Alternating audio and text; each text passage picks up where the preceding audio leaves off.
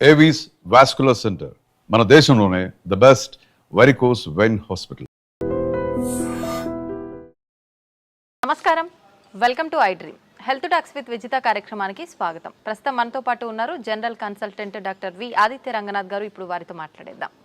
నమస్తే అండి. నమస్తే అండి. అయితే చాలా మందిలో కాళ్ళు చేతులు తిమ్మిర్లు రావటము, నరాల బలహీనత అని చెప్తూ ఉంటారు. నిజంగా ఇటువంటి సమస్యకు ఏదైనా మనం ఇంట్లోనే చేసుకునే రెమెడీస్ ఏదైనా ఉన్నాయా ఈ సమస్యని సాల్వ్ చేసుకోవడం కోసం? ఖచ్చితంగా ఉన్నాయి. అంటే మనకి దేవుడు ఇచ్చిన మెడిసిన్ అంతా కూడా మనకి కిచెన్లోనే ఉందన్నట్టు మనకి అవైలబుల్ చాలా ఉన్నాయి. మోరోవర్ అంటే మీరు ఇప్పుడు అడిగారు లైక్ నరాల బలహీనత గురించి అడిగారు కదా. ఇంకొకటి చాలామందికి డయాబెటీస్ ఉంది అనుకోండి, డయాబెటిక్ న్యూరోపతి అంటాం. అంటే నర్వ్స్ డ్యామేజ్ అయిపోవడం వల్ల కొంతమందికి అరికాలలో బాగా మంటలుగా ఉంటాయి, తిమ్మిర్లు ఉంటాయి, చురుకు చురుకు పొడిచినట్టు, జివ్వమని లాగినట్టు, ఈవెన్ చేతుల్లో కూడా అరచేతుల్లో కూడా.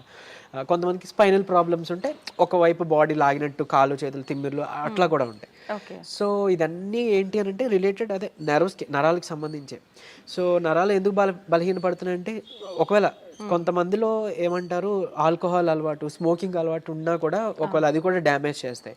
సో కొంతమంది ఒకవేళ ఎక్కువ ట్రావెలింగ్ చేశారనుకోండి, వాళ్ళకి స్పైనల్ ప్రాబ్లమ్స్ ఏదైనా రావడం, ఈ స్పీడ్ బ్రేకర్స్, ఈ గతుకులు ఇవన్నీ.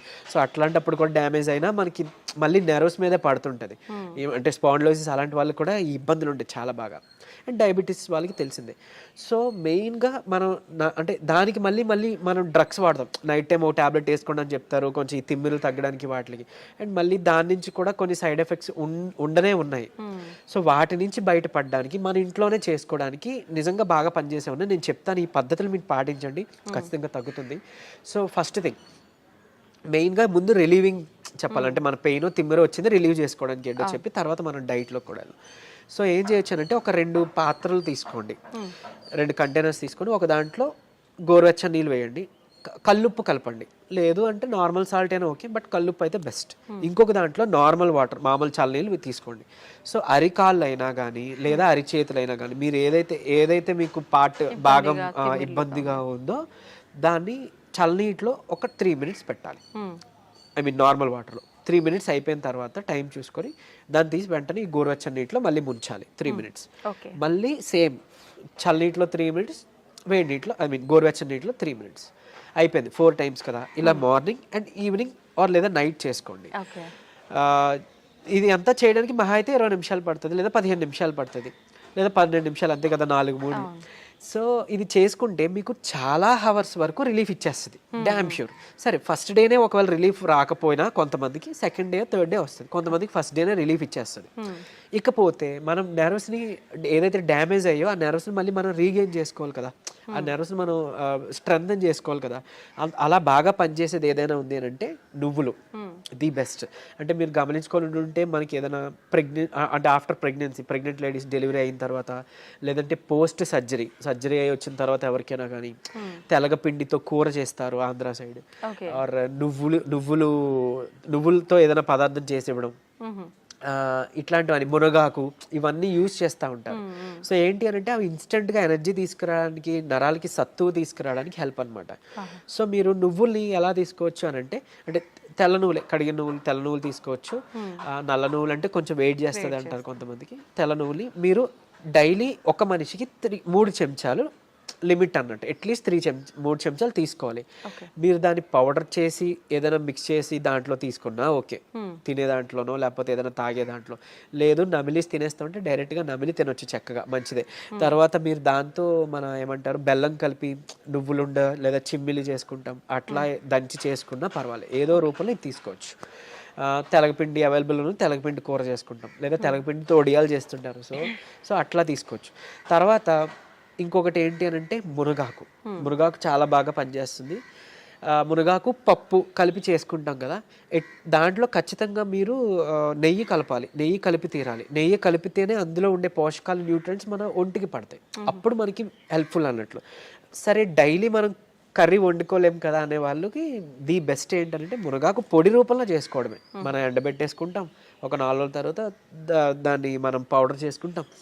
మజ్జిగలో కానీ 1 చెంచా, లేదంటే నీటిలో కానీ ఒక చెంచా మునగాకు పౌడర్ కలుపుకోవచ్చు.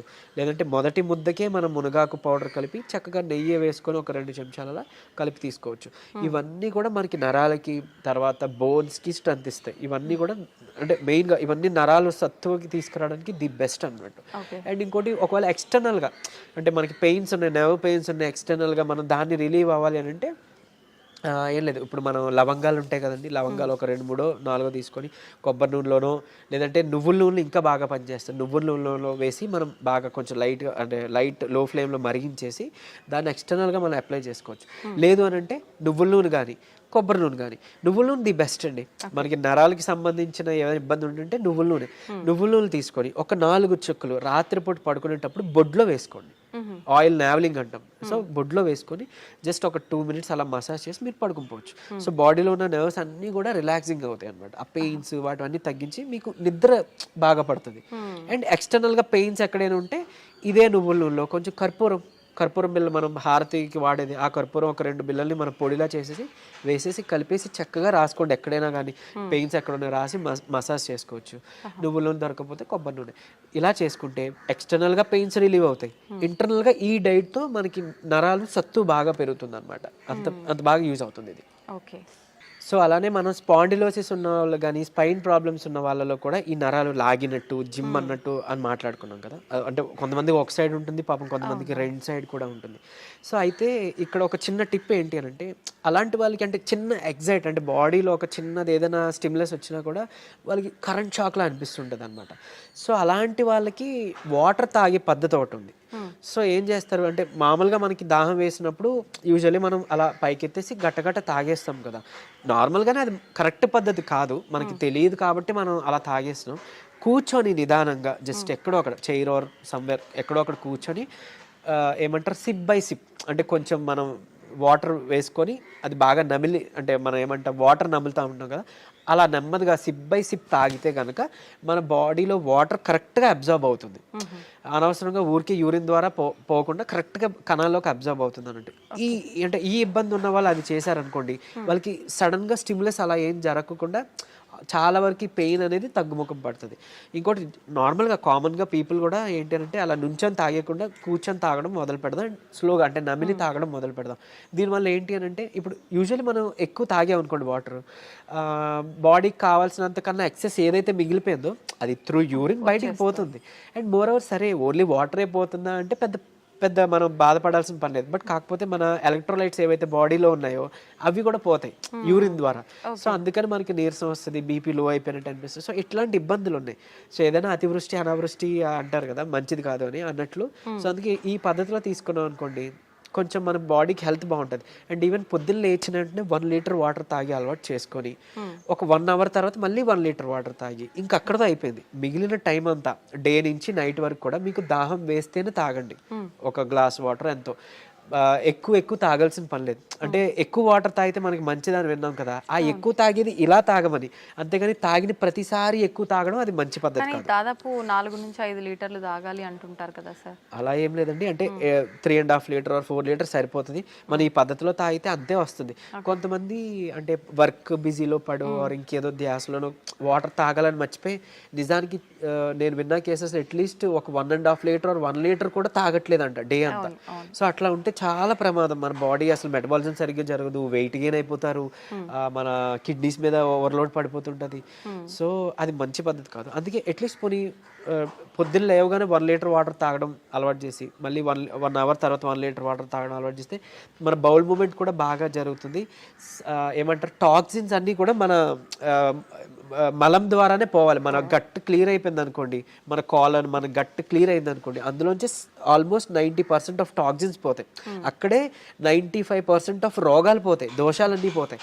సో అది క్లియర్ చేసుకోలేకపోతున్నాం కాబట్టి ఇబ్బందులు అన్నీ వస్తాయి. సో ఈ పద్ధతి పాటిస్తే ఓవరాల్ అంతా బాగుంటుందండి. ఓకే, థ్యాంక్ యూ అండి, థ్యాంక్ యూ వెరీ మచ్. అయితే చాలా మందిలో ఈ మధ్య కాలంలో నరాలలో పట్టుత్వం తగ్గిపోయిందని చెప్పి, నరాలు చాలా వీక్గా అనిపిస్తున్నాయి అని చెప్పి, ముఖ్యంగా మహిళల్లో అలాగే పురుషుల్లో కూడా ఈ సమస్య చాలా ఎక్కువగా అయిపోతుంది.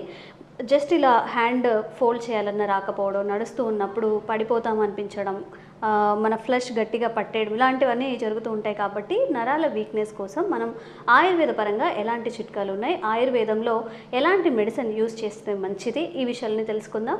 మరి ఇక ఆయుర్వేదం అలాగే వంటింటి చిట్కాలంటే ఇంకెవరు మనకి గుర్తొచ్చేది చిట్టుబొట్ల మధుసూదన్ శర్మ గారు. వారు మనతో ఈరోజు ఉన్నారు. నరాల బలహీనతకు ఈరోజు ఒక చక్కని పరిష్కారం అయితే తెలుసుకుందాం. నమస్తే సార్. నమస్తే అమ్మా. బాగున్నారా సార్? బాగున్నానమ్మా, మీరు ఎలా ఉన్నారమ్మా? బాగున్నాను సార్. చాలా మందిలో మనం కంటెంట్ కూడా ఎంత చేస్తున్నా కానీ చాలా మంచి రెస్పాన్స్ వస్తుంది. అంటే అంతమంది నరాల వీక్నెస్తో సఫర్ అవుతున్నట్టుగా మనం అర్థం చేసుకోవచ్చు. ఏంటి నరాల వీక్నెస్ ఏంటి, ఎవరిలో వచ్చే అవకాశం ఉంటుంది, ఆయుర్వేద పరంగా మనం ఎలాంటి జాగ్రత్తలు తీసుకుంటే మంచిది? నరాల బలహీనత ఈ రోజుల్లో చిన్న వయసు నుంచి పెద్దవాళ్ళ వరకు అమ్మా నరాల బలహీనత, నీరసము, నిస్త్రాణ, అంతుబట్టని అంతు చిక్కని నీరసం అమ్మా. అవును. సో దీనికి 1,00,000 కారణాలు. అంటే తీసుకునేటువంటి ఆహారంలో పోషకాంశాలు సరిగ్గా ఉండకపోవడము, అంటే విటమిన్స్, మినరల్స్ ఇలాంటివి సరిగ్గా ఉండకపోవడం ఒకటి. తర్వాత కొన్ని రకాలైనటువంటి వ్యాధులు, అంటే ఓవర్ వెయిట్ ఉండడం కానీ, తర్వాత షుగర్ లాంటి జబ్బులు ఉండడం కానీ, ఇతర మానసిక జబ్బులు ఉండడం కానీ, ఇలాంటి జబ్బుల వల్ల కొంతమందికి నరాల బలహీనత వస్తుంటుంది. అదేవిధంగా కొంతమందికి వాళ్ళు వాడేటువంటి ఆధునిక కృత్రిమ రసాయన ఔషధాల ప్రభావం చేత కూడా నరాల బలహీనత వస్తుంటుంది. అట్లే కొంతమందికి అదుపు లేకుండా విపరీతంగా లిక్కర్స్ తీసుకుంటుంటారమ్మా. వాళ్ళకి అదే ఆహారం, ఉదయం అదే ఆహారం, మధ్యాహ్నం అదే ఆహారం, సాయంత్రం అదే ఆహారం, రాత్రి అదే ఆహారం. సో అలాంటి విపరీతంగా విచ్చలవిడిగా లిక్కర్స్ తీసుకునేటువంటి వాళ్ళకు, ఇలాంటి వాళ్ళకి అందరికీ కూడా అమ్మా సో నరాల బలహీనత వస్తుంటుంది. కొంతమందికి ఎలాంటి స్పష్టమైనటువంటి కారణం కూడా ఉండదు. మంచి ఆహారం తీసుకుంటుంటారు, మరి మంచి నిద్రపోతుంటారు, ఏదో వాళ్ళ చేతనంత వాళ్ళు డైలీ వాళ్ళ రొటీన్ యాక్టివిటీస్ ఫాలో అవుతున్నప్పటికీ అంతుబట్టనే అంత చిక్కని నీరసం. దీన్ని భరించలేక ఒక్కొక్కసారి ఏం చేస్తారంటే చాలా మంది వైద్యుల వద్దకు వెళ్తారు. చాలా టెస్ట్లు అవన్నీ చేసి అన్ని పరీక్షలు అయిపోతాయి, మళ్ళీ ఏం లేదు నార్మల్ గానే ఉందని చెప్తూ ఉంటారు. అన్ని పరీక్షలు అయిపోతాయమ్మా, అన్ని ఖర్చు పెట్టుకుంటారు. డాక్టర్స్ కూడా భరోసా ఇచ్చేసి ఏం లేదంటే మీరు ఎందుకు అట్లా మానసికంగా ఇదైపోతున్నారు, మీకు జబ్బు ఉంటే కదా, ధైర్యంగా ఉండండి, మంచి ఆహారం తీసుకోండి, మంచి ఎక్సర్సైజ్ చేయండి అని చెప్తారమ్మా డాక్టర్స్. అయినా వీళ్ళకు అంతు పట్టిన అంత చిక్కని నీరసం, తల బరువుగా ఉండడము, నీరసంగా ఉండడము, కాళ్ళు చేతులు లాగుతుండడము, ఎప్పుడు నిద్రపోదాం అనిపిస్తుండడము, 4 అడుగులు వేయాలన్నా ఓపిక ఉండడం, ఈ పని ఈ రోజు చేయాల్సింది ఎప్పుడో రేపు చేద్దాం, ఎల్లుండి చేద్దాం నిస్తారనడము, ఇలాంటివన్నీ కూడా ఉంటాయమ్మా. సో ఇలాంటి అనేక రకాల కారణాల వల్ల ఈ నరాల బలహీనత కలుగుతుంటుందమ్మా. కొంతమందికి ఈ యొక్క సమస్య భరించలేక కాఫీ టీలు ఎక్కువ అలవాటు చేసుకుంటారమ్మా. తాత్కాలికంగా ఉద్దేశంతో అది కూడా మంచిది కాదు. కొంతమంది స్వీట్స్ తింటుంటారు, అంటే అది మంచిది కదమ్మా. అలా కాకుండా క్షేమదాయకంగా మరి నేను చెప్పినటువంటి పద్ధతిలో ఆహారపరమైనటువంటి ఔషధాలు వాడుకోవడం వల్ల ఆ నరాల బలహీనత సమస్యకు చాలా మంచి చెక్ పెట్టవచ్చమ్మా. వాళ్ళు వాడేటువంటి ఔషధాలకు తోడు కూడా ఇది వాడుకోవచ్చమ్మా. స్పెసిఫిక్గా కొన్ని నరాల బలహీనతకి ప్రత్యేకమైన మందులు వైద్యులు సూచిస్తారు. కొంతమందికి వాటి వల్ల తృప్తికరమైన ఫలితం కలిగితే కొంతమందికి ఆశించినటువంటి ఫలితాలు కూడా కలగవు. సో ఏది ఏమైనప్పటికీ నరాల బలహీనత సమస్య ఉన్నప్పుడు వైద్యులు సూచించిన మేరకు ఆ యొక్క ఔషధాలు వాడుకుంటూ కూడా నేను చెప్పినటువంటి ఔషధాన్ని వాడుకోవడం వల్ల మరింత సమర్థవంతంగా, శీఘ్రంగా, వెంటనే, సత్వరమే ఆ యొక్క సమస్యకు చక్కటి పరిష్కారం దొరుకుతుందమ్మా. అలాంటి ఔషధాన్ని ఇప్పుడు నేను చెప్పబోతున్నాను తల్లి. పోయినసారి మనం చేసిన వీడియో కూడా చాలా మంచిగా వ్యూస్ వచ్చాయండి. అంటే వాము జీలకర్రతో మనం వాము శొంఠితో మనం చేసాము. ఇప్పుడు ఇంకెలాంటి ఆయుర్వేద పరమైన చిట్కాలు ఉన్నాయో మాకు తెలియదు. ఓకే, చాలా చాలా ఉన్నాయమ్మా. మీరు అలా అడుగుతానండి, నేను చెప్తానంటానమ్మా. దీనికి తెలిసిన ఏంటమ్మా, ఇట్స్ ఓషన్. సో మంచి మంచి చిట్కాలు చెప్తామా. సో మన కాన్సెప్ట్ అందరికీ మంచి ఆరోగ్యం చేకూర్చడం. సో ఇలాంటి అనేక చిట్కాలు కూడా ఉన్నాయమ్మా. ఇప్పుడు ఒక చిట్కా అని చెప్తానమ్మా. సో మన ఇంట్లో ఉండేటువంటి 3 పదార్థాలతోనే ఈ యొక్క నరాల బలహీనత సమస్య నుంచి బయటపడవచ్చు అనమాట. సో ఎలాగంటే మొట్టమొదట వామును వేయించి చేసినటువంటి చూర్ణము ఒక 20 గ్రామ్స్ తీసుకోవాలమ్మా. ఒక వామును వేయించి చేసినటువంటి చూర్ణము ఒక 20 గ్రామ్స్ అనమాట. అంటే 1 నెలకు సరిపోయే ఔషధాన్ని తయారు చేసుకొని తర్వాత మళ్ళీ నెలకు తయారు చేసుకోవాలమ్మా. ఆ విధంగా ఫ్రెష్గా తయారు 1 మంత్ కంటే మనం 100 గ్రామ్స్ తీసుకోవాలి. లేదమ్మా, టోటల్ 60 గ్రామ్స్ అయితే సరిపోతుంది. మొత్తం అన్ని ఇంగ్రీడియంట్స్ కలిపి 60. సో ఈ విధంగా 20 గ్రామ్స్ వామును వేయించి చేసినటువంటి చూర్ణం అమ్మా. ఔషధం తయారు చేసి చూపించేందుకు ఇక్కడ కొద్దిగా మాత్రమే కలపడం జరుగుతుందమ్మా. సో మన వాళ్ళు ప్రేక్షకులు 20 గ్రామ్స్ తీసుకోవాలి. అలాగే రెండవ పదార్థంగా లవంగాల చూర్ణం. లవంగాల చూర్ణం చాలా జాగ్రత్తగా ఉండాలి. లవంగాలు, మిరియాల విషయంలో, క్వాంటిటీ విషయంలో. ఎస్ అమ్మా. సో చాలా కొద్దిగా వాడుకోవాలమ్మా. లవంగాలను కూడా కాస్త వేయించేసేసి చూర్ణం లాగా తయారు చేసుకొని ఇది ఒక 20 గ్రామ్స్ తీసుకోవాలి. చివరగా దాల్చిన చెక్క చూర్ణం అమ్మా. దాల్చిన చెక్కను వేయించకుండా అలాగే చూర్ణం చేసుకుంటే సరిపోతుంది. దాల్చిన చెక్క చూర్ణాన్ని కూడా ఒక 20 గ్రామ్స్ తీసుకోవాలి. అంటే వామును వేయించి చేసినటువంటి చూర్ణం 20 గ్రామ్స్, లవంగాలను వేయించి చేసినటువంటి చూర్ణం 20 గ్రామ్స్, చివరగా దాల్చిన చెక్క చూర్ణము 20 గ్రామ్స్ అమ్మ. సో ఈ 3 పదార్థాల్లో కూడా నరాలలో మంచి శక్తిని ఇచ్చేసేసి మంచి నరాల్లో మంచి శక్తినిచ్చి మంచి చైతన్యాన్ని కలగజేసేటువంటి అద్భుతమైనటువంటి రసాయన ఔషధ గుణాలు ప్రకృతి నిక్షిప్తీకరించి మనకు ప్రసాదించడం జరిగిందమ్మా. వాములో ఉన్నటువంటి థైమోక్వినాను ఇలాంటి రసాయన పదార్థాలు, అదేవిధంగా ఈ యొక్క లవంగాలు అనేటువంటి యూజినాలు అనేటువంటి ఒక యాంటీ ఆక్సిడెంట్ రసాయన పదార్థము, అదేవిధంగా ఈ యొక్క దాల్చిన చెక్కలో ఉన్నటువంటి సినిమాల్డిహైడు ఇలాంటివన్నీ కూడా మరి ప్రత్యక్షంగా పరోక్షంగా ఈ నరాల బలహీనత సమస్య తగ్గేందుకు చాలా అద్భుతంగా ఉపయోగపడతాయమ్మా. చూడండమ్మా, కేవలము ఒక అర నిమిషం లేదా 1 నిమిషం లోపే బ్రహ్మాండమైనటువంటి నరాల బలహీనత తొలగించేందుకు అద్భుతమైనటువంటి ఔషధం రెడీ అయిపోయిందమ్మా. ఈ విధంగా తయారు చేసుకున్నటువంటి ఔషధాన్ని ఒక గాజు సీసాలో నిల్వ ఉంచుకోవాలమ్మా. దీన్ని ఎలా వాడుకోవాలంటేమా, రోజు ఉదయం ఒక్కసారి రాత్రి ఒక్కసారి వాడుకోవాలమ్మా. ఎలాగంటే ఆ పాలమ్మ ఒక 50 to 100 ml గోరువెచ్చని పాలు ఈ విధంగా తీసుకోవాలమ్మా. 50 to 100 ml డైలీ తీసుకునే టీ కప్ సైజులో సరిపోతుందమ్మా. 50 to 100 ml గోరువెచ్చని పాలు తీసుకొని అందులో మనం తయారు చేసి పెట్టుకున్నటువంటి చూర్ణం తల్లి 1 గ్రామమ్మా. Just 1 gram. అందుకోసం అమ్మా, మీరు ఇంతకుముందే చెప్పారు చాలా ఘాటైనటువంటిది, మీరు అన్నట్టు నిజమమ్మా. ఎందుకంటే ఇది ఎక్కువ పవర్ ఉంటుంది కాబట్టి ఎక్కువ వాడుకోకూడదమ్మా. ఉదయం 1 గ్రాము, రాత్రి 1 గ్రామ్, 1 గ్రామ్ ఔషధం ఒక 50 to 100 ml గోరువెచ్చని పాలలో కలిపేసేయాలి ఇంతే అమ్మా. ఈ విధంగా ఉదయం 1 గ్రాము, రాత్రి 1 గ్రామ్ వాడుకోవడం వల్ల రోజు 2 గ్రాముల ఔషధం వాడుకుంటే నెలకి 60 grams ఔషధం అవుతుందమ్మా. అందుకోసం అని చెప్పేసి నేను నెలకు లవంగాలు కొంచెం ఘాటుగా ఉంటాయి కదండి, పాలు విరగడం అలాంటివి ఏం జరగదు? ఏమవుదమ్మా చాలా అద్భుతంగా పనిచేస్తుంది. అవసరమైతే మరి తేనె వాడదగినటువంటి వాళ్ళు కానీ బెల్లం వాడదగినటువంటి వాళ్ళు ఎవరైనా ఉంటే ఇందులో తేనె కానీ బెల్లం కానీ వాడుకోవచ్చు. లేకపోతే అలాంటి అవసరం ఉండదమ్మా. చాలా సువాసన భరితంగా ఉంటుంది, రుచికరంగా ఉంటుంది, చాలా అద్భుతంగా పనిచేస్తుంది. తీసుకున్నటువంటి తక్షణమే ఇందులో ఉన్నటువంటి ఔషధ గుణాలు, రసాయన శక్తులు, రసాయన గుణాలన్నీ కూడా దేహంలో ప్రవేశించి నరాలకు విపరీతమైన శక్తిని ఇచ్చేందుకు సహకరిస్తాయమ్మా. చాలా అద్భుతంగా పనిచేస్తుందమ్మా ఇది. మనం లాస్ట్ వీడియోలో కూడా చూసామండి, వాము ఇంకా సొంటి కదండి, వాము సొంటితో చేసాము. ఇప్పుడు మరొక దివ్య ఔషధం లవంగాలు, వాము ఇంకా దాల్చిన చెక్కతో ఇట్లా మనం పాలల్లో ప్రీమిక్స్గా చేసుకున్నా పర్లేదు, ఎప్పటికప్పుడు చేసుకునే టైం ఉండదు కాబట్టి ఒక్కసారి ఒక క్వాంటిటీ 1 month 2 months సరిపోయేలాగా చేసుకున్నా 1 month ఒకసారి తయారు చేసుకున్న పౌడర్ రోజు ఇలా వాడుకుంటే సరిపోతుంది. ఎన్నో హెల్త్ బెనిఫిట్స్ తేనెతో కూడా వాడుకోవచ్చు. అండ్ కొంచెం ఘాటుగా అనిపించినప్పుడు షుగర్ యాడ్ చేసుకోవడం లేదా కొంచెం తేనె యాడ్ చేసుకోవడం కూడా చేయొచ్చు. అండ్ ఇది షుగర్ పేషెంట్స్ తాగొచ్చా అండి? తాగొచ్చు, అందరు తాగొచ్చు. ఓకే, వితౌట్ షుగర్ కానీ హనీ యాడ్ చేసుకోకుండా బెల్లము, షుగర్ ఇలాంటివి కాకుండా, తేనె ఇలాంటివి కాకుండా షుగర్ వాళ్ళు అందరూ వాడుకోవచ్చు. నమస్తే సార్. వృద్ధాప్యము అనగానే ఈ మధ్యకాలంలో 60+ దాకే వచ్చేసింది. ముందు 70, 80 అలా అనుకునేవాళ్ళు. కింద పడిపోతున్నారా అంటే కింద పడట్లేదు, చాలా యాక్టివ్గానే ఉంటారు. సడన్గా ఏదో ఒక యాక్సిడెంట్, ఎముక విరిగిపోయిందనో లేకుంటే సర్జరీ చేయాలి, దానికంతా ఇంకేదో చేయాలి అనేటువంటి పరిస్థితులు. యాక్చువల్గా ఏం జరుగుతోంది అసలు? ఈ వృద్ధాప్య సమస్యలన్నీ పట్టణాల్లో ఉండేవాళ్ళు బాగా తింటారు, వాళ్ళకి పౌష్టికాహారం గురించి అవగాహన ఉంది, చక్కటి ఆహారం తింటారు. గ్రామీణ ప్రాంత ప్రజలు ఏంటంటే వాళ్ళకి అసలు కొనుక్కుందామన్న చేతిలో డబ్బులు ఉన్నా దొరకవు, ఊళ్ళో ఏదో పరిమితంగా దొరుకుతాయి. ఇక్కడ వీళ్ళు ఏంటంటే పట్టణంలో సూపర్ మార్కెట్కి వెళ్తారు, అమెరికాలో ఏ వస్తువులు దొరుకుతున్నాయో ఇక్కడ సూపర్ మార్కెట్లు అన్నీ దొరుకుతాయి. అసలు పండ్లు చూస్తే భారతదేశంలో దొరకని పండ్లు కూడా సూపర్ మార్కెట్లో ఉంటున్నాయి. మన సీజన్ కాని పళ్ళు కూడా మామిడి పళ్ళు ఉన్నాయి. సంవత్సరం పొడుగున పట్టణంలో ఉన్న వాళ్ళు తింటారు, ఈ పల్లెటూళ్ళలో అయితే 2 నెలలే. ఇట్లా ఈ పల్లెటూళ్ళలో సరైన అవగాహన లేకపోవటం, దొరకపోవటం వల్ల ఈ వృద్ధాప్య సమస్యలు ఎక్కువగా గ్రామాల్లో కనపడుతుంటాయి. పట్టణాల్లో ఉంటారు. ఇప్పుడు గవర్నమెంట్ ఉద్యోగస్తులు ఉంటారు, వాళ్ళు 62, 65కి రిటైర్ అవుతారు. రిటైర్ అయినా వాళ్ళు ఎంట్రుకలకి రంగేసుకుంటారు, ఎంత ట్రిమ్గా ఉంటారంటే రిటైర్ అయిపోయారంటే నమ్మరు. నా వయసు ఎంత అంటే 50 అని చెప్తారు. తర్వాత నేను రిటైర్ అయిపోయానంటే నువ్వు రిటైర్ అయిపోయావా అంటారు. అంటే వాళ్ళు రిటైర్ అయినా నాట్ టైర్డ్. ఎగ్జాక్ట్లీ. పట్టణాల్లో ఉండేవాళ్ళు 80 ఏళ్ళు వచ్చినా హుషారుగా చలాకీగా వాళ్ళు మధ్య వయసు వాళ్ళలాగా చేస్తుంటారు.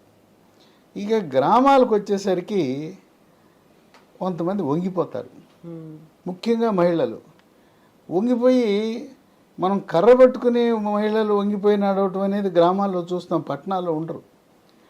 ఆ వంగిపోవటం, తర్వాత నడువు నొప్పి. ఇప్పుడు మీరు దెబ్బ తగలకుండా ఎముక ఇరిగిపోవటం ఏంటి? ఇది ఎందుకు జరుగుతుంది? ఎముకలో కాల్షియం అనేది ఆ గట్టిదానాన్ని ఇస్తుంది ఎముకకి. ఎప్పుడైతే కాల్షియం తగ్గిందో ఆ తుంటి ఎముకలో ఉండే కాల్షియం తగ్గటం వల్ల నడుస్తూ ఉండగానే ఎముక ఇరిగిపోతుంది. ఎముక ఇరగడం ముందు కింద పడతారు. చాలామంది ఇంట్లో వాళ్ళు తెలవక వీళ్ళు కూడా నేను కింద పడ్డాను అందుకే ఎముక ఇరిగింది అనుకుంటారు. ఓకే. ఎముక ఇరిగి కింద పడ్డారు. ఇవి బాత్రూంలో జరిగితే బాత్రూంలో జారిందంటారు. బాత్రూంలో కూడా ఎముక పెలుసుదనం వల్ల ఇరిగిపోతుంది. ఇది కాల్షియం లోపం. ఈ కాల్షియం లోపము మనం ముందుగానే గమనిస్తే ఇలా ఇరగటం అనేది ఉండదు. ఈ విధంగా ఈ వృద్ధాప్య సమస్యలు, ఇప్పుడు ఎముక ఇరిగిపోతుంది, ఎముక ఇరిగిపోతే ఆ తుంటి మార్పిడి చేయాలి, పెద్ద ఆపరేషన్ చేయాలి, ఖర్చుతో కూడుకున్న పని. అందువల్ల మనం ముందుగానే కాల్షియం గురించి జాగ్రత్త పడితే ఇటువంటి సమస్యలు రావు. వీళ్ళు ఎందుకు వంగిపోతున్నారు? వంగిపోవడానికి కారణం ఏంటంటే వెన్నులో అక్కడ వర్టెబ్రా అంటారు వైద్య పరిభాషలో, వెన్నుపూసలు ఉంటాయి. ఆ పూసల్లో కాల్షియం తగ్గి మెత్తబడిపోయి వంగిపోతారు. ఇంకో విశేషం ఏంటంటే ఈ కాల్షియం తగ్గితే ఈ వెన్నుపూసలు మెత్తబడి ఆ వెన్నుపూసలు ఎత్తు తగ్గడం వల్ల మనిషి ఎత్తు కూడా తగ్గిపోతాడు. యూజువల్గానే ఇలా వంగిపోయారు కాబట్టి హైట్ తగ్గుతుందా ఫీల్ అయితే వస్తుంది. అసలు దానివల్ల వంగటం ఒక పక్క గూనె అంటాం, గూనె వస్తుంది.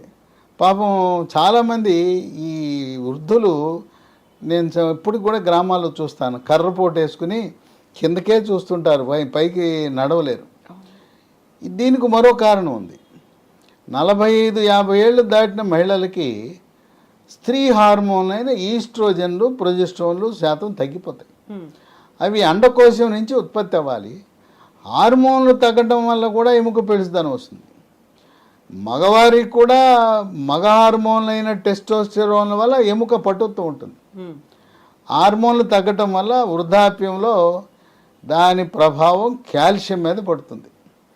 స్త్రీలకైతే కొంతమందికి గైనకాలజిస్టులు, లేడీ డాక్టర్లు హార్మోన్ రీప్లేస్మెంట్ థెరపీ అని ఇస్తారు. దానివల్ల అనేకమైన అనర్థాలు ఉన్నాయి.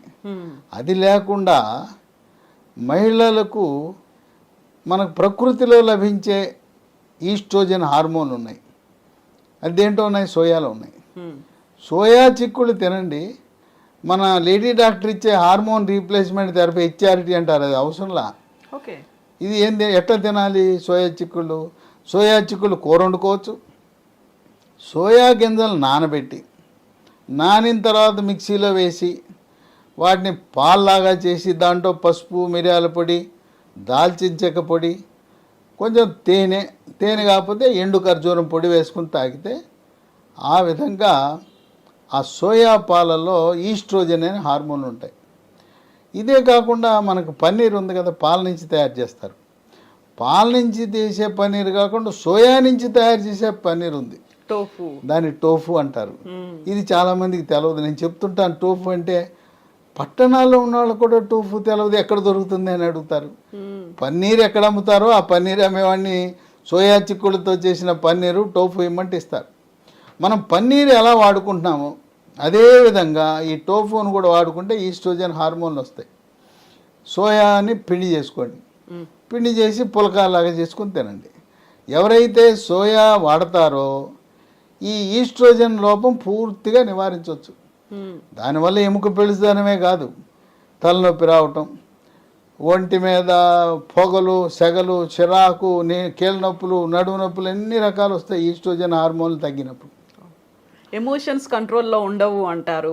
కోపతాపాలు మామూలుగా ఉండవు ఈస్ట్రోజన్లు తగ్గటం వల్ల. ఎప్పుడైతే సోయా చిక్కుళ్ళు మనం ప్రారంభించామో వాళ్ళలో ప్రశాంతత, శాంతిస్తారు. కనుక అసలు వాళ్ళకి తలనొప్పి వస్తుంటుంది, మూడ్ ఆఫ్ ఉంటుంది, మూడు మామూలుగా ఉండదు. తర్వాత లైంగిక జీవనం 45 ముట్లు ఆగిపోతే ఆగిపోతుంది అనుకుంటారు. అది మనం జీవించినంత కాలము రతి క్రీడలో పాల్గొనడానికి మన శరీర నిర్మాణం ఆ విధంగా జరిగింది. కనుక కొంతమంది మహిళలకి ఒక అపోహ ఉంది, ముట్లు అయిపోయినాయి కదండి ఇంకెందుకండి అంటారు.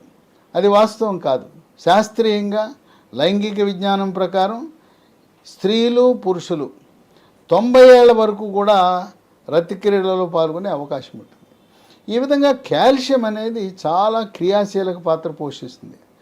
ఇదే కాకుండా రాత్రిపూట పడుకుని ఉంటాం, అర్ధరాత్రి రోజులో పిక్క నొప్పి వచ్చి గబుక్కని లెగుస్తాడు నిద్ర, ఇక అంతే పిక్క పట్టేస్తే ఏం చేయాలో దిక్కు తోచదు, ఇక ఆ రాత్రి అంతా జాగరణే. దానికి కూడా కారణం పిక్క పట్టడానికి కాల్షియం లోపం. ఇదే కాకుండా నాకు కూడా కొన్నిసార్లు జరిగింది, ఈ వేళ్ళు కొంకర్లు పోతాయి, కాళ్ళ వేళ్ళు కొంకర్లు పోతాయి, కొంకర్లు పోతే ఇట్లా లాక్కోవాల్సి వస్తుంది. యూజువల్గా ఇదంతా చలికాలంలో అవుతుంది, చలి ఎక్కువ ఉన్నప్పుడు ఆ తీవ్రతకి ఇలా ముడుచుకుపోతాయనే ఫీల్ ఉంటుంది. అది చలి వల్ల కాదు, కాల్షియం లోపం వల్ల ఈ కండరాలు అలా అయిపోయి ఈ కొంకర్లు పోతాయి, కాళ్ళు చేతులు. ఇది కేవలం కాల్షియం యొక్క లోపం యొక్క లక్షణం. ఇదే కాకుండా షుగర్ ఉన్న వాళ్ళకి చాలామంది అరిచేతులు, అరికాళ్ళు, మంటలు, తిమ్మర్లు ఉండటం సహజం. అందుకే అందరూ కూడా B1, B6, B12 ఉండే న్యూరోబయాన్ ఫోర్టో, బి కాంప్లెక్స్ విటమిన్లో వాడుతుంటారు.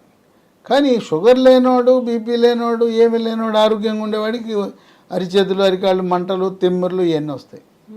దానికి కాల్షియం అనేది లోపంగా మనం గుర్తించాలి.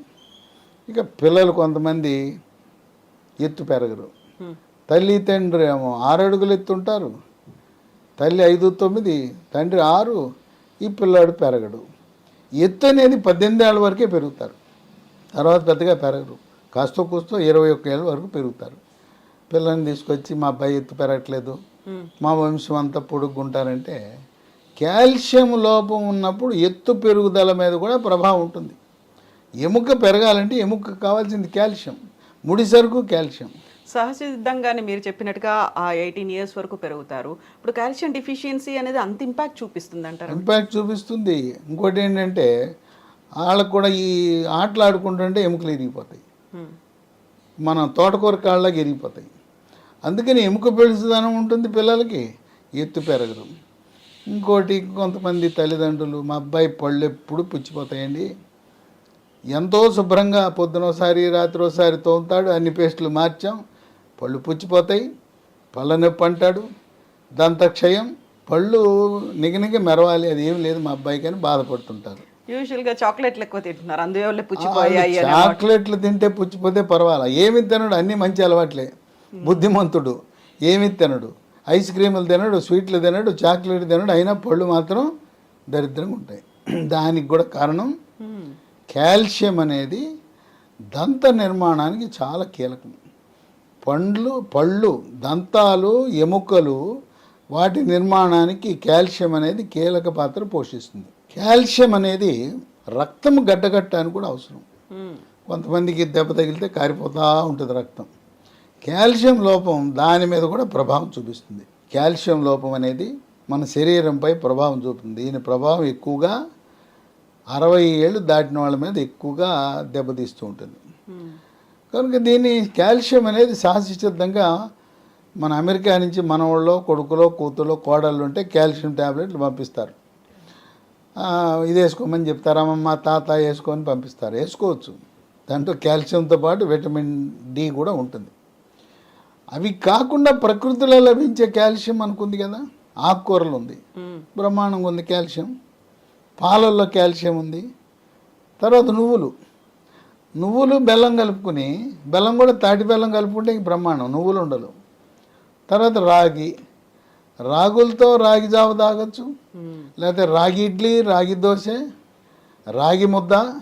చిత్తూరు, కర్నూలు, రాయలసీమ ప్రాంతంలో రాగి ఎక్కువ వాడతారు. తెలంగాణలో కూడా రాగి అన్నం, రాగి సంగటి, రాగి ముద్ద తింటుంటారు. చేపల్లో కూడా చేప ముళ్ళులో కాల్షియం ఉంటుంది. ముళ్ళులో బొమ్మిడాయి ఉంటుంది, సన్న ముళ్ళు ఉంటుంది, దాన్ని నవిలేసేయచ్చు. పెద్ద ముళ్ళు వదిలేయాలి, సన్న ముళ్ళని నవిలేయచ్చు, మనకేం చేయదు అది. ఆ సన్న ముళ్ళలో కాల్షియం ఉంటుంది చేపలో. చికెన్ ఉంటుంది, బ్రాయిలర్ చికెన్ ఉంటుంది, తోలు లేని బ్రాయిలర్ కొనుక్కోవాలి. ఆ బ్రాయిలర్ చికెన్ ఎముకల్ని నవిలేస్తే ఎంత రుచిగా ఉంటాయి, కరకర నవిలేయచ్చు, మన అప్పడాలు నవిలేయచ్చు. దాంట్లో కూడా కాల్షియం ఉంటుంది. తర్వాత మేక, గొర్రె, మటన్, దాంట్లో ఏంటంటే కాళ్ళ ఎముకలు, పుడుగాటి ఎముకలు ఉంటాయి, ఈ నడుము ఎముకలు పనికిరావు. నడుమ ఎముకలు అదే మనకు ప్రయోజనం ఉండదు. కాళ్ళ ఎముకలు పొడుగ్గుంటాయి, పొడుగ్గా ఉండి రెండు పక్కల కొట్టాలి. అంటే లోపల ఉండే మూలుగు మనకి బోన్స్తో సూప్ చేసుకోవటము, మనం తినే మటన్లో ఎముకలు పొడిగాటి ఎముకలు ఉండేట్టు చూసుకోవాలి. పాయ అంటారు, అది వేరే. పాయ అంటే కాళ్ళతో చేసేది. అట్ట కాకుండా ఎముకలు కూరలో ఈ తొడ ఎముకలు కాళ్ళ ఎముకలు పొడుగ్గా ఉంటాయి. పొడుగ్గా ఉండేదాన్ని రెండు పక్కల కొట్టేస్తే లోపల ఉండే మూలుగు పీల్చేస్తే లోపలికి వెళ్తుంది, మూలుగులో ఉంటుంది. లేకపోతే మటన్ సూప్ అనమాట, నల్లి బొక్క అంటారు. ఆ రకంగా దాంట్లో సహజసిద్ధంగా లభిస్తాయి.